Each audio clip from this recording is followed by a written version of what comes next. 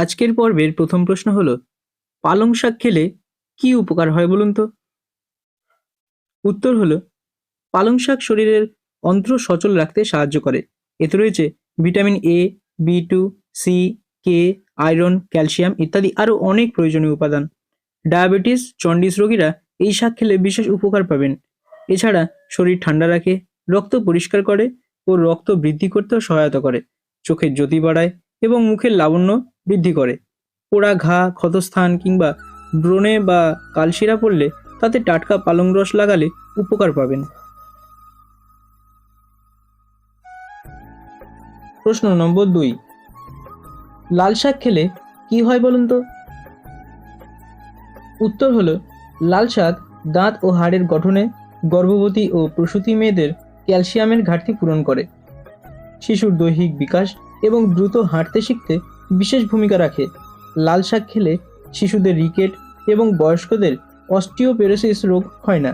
এছাড়া যারা গ্লুকোমায় ভুগছেন তারা এই শাক প্রতিদিন খেলে দেখবেন অবশ্যই উপকার পাবেন। এবারের প্রশ্ন হলো, শীতকালে সর্ষে শাক খেলে কি হয়? উত্তর হলো, সর্ষে শাক হলো ভিটামিন এবং মিনারেলসের উৎস। শরীরের রোগ প্রতিরোধ ক্ষমতা ও হাড়ের সুরক্ষা বাড়াতে এই শাক বেশ উপকারী। এছাড়াও দৃষ্টিশক্তি ভালো রাখে, মস্তিষ্ক সচল রাখে, হার্ট ভালো রাখে, অক্সিডেটিভ স্ট্রেস কমায়।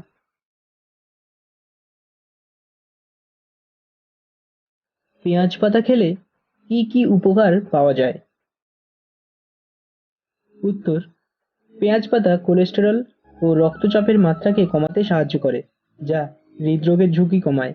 এছাড়া কোলন ক্যান্সারের ঝুঁকি, ডায়রিয়া, পাকস্থলীর জটিলতার ক্ষেত্রে শক্তিশালী প্রাকৃতিক প্রতিকার ও মুখের রুচি বৃদ্ধি করে।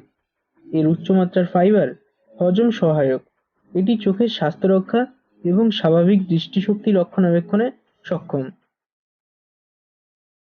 তরকারিতে স্বাদ আনার জন্য অনেকেই ধনেপাতা ব্যবহার করেন।